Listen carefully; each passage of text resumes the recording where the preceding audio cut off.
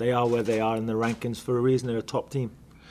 But it's not. It's nothing for us to fear.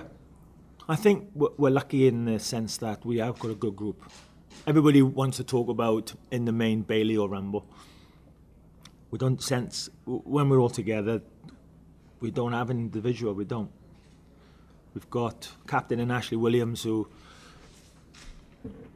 speaks his mind.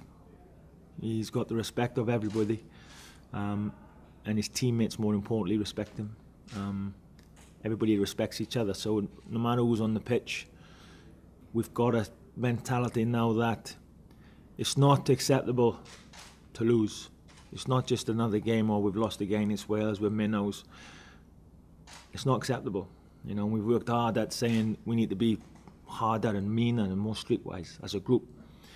And we've still got a way to go. But compared to 2 years ago, I think, you can't.